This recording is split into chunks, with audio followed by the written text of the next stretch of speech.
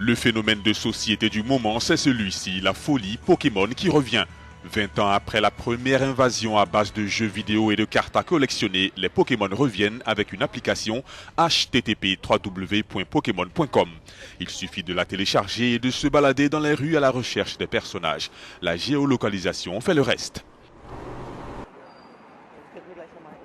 Pas étonnant de voir donc ce type de comportement dans les rues de New York, de Londres ou encore comme ici à Berlin.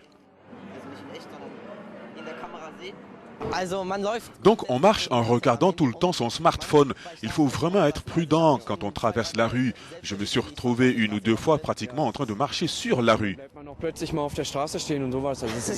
Et parfois on est immobile au milieu de la rue. C'est vraiment très dangereux, je dois le reconnaître. On marche en regardant tout le temps son smartphone et on ne voit que des Pokémon qui apparaissent. On essaie de les attraper.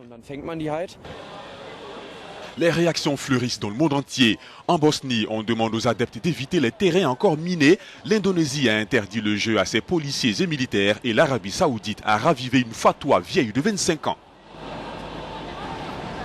Là, on interroge les psychologues. Avec la réalité augmentée, on se retrouve vraiment face à face avec d'autres joueurs. Vous pouvez presque développer un autre personnage, une nouvelle personnalité au sujet de ces apparitions. Cette perspective peut vraiment devenir une menace pour certaines personnes dont la personnalité ne s'est développée qu'au travers des réseaux sociaux.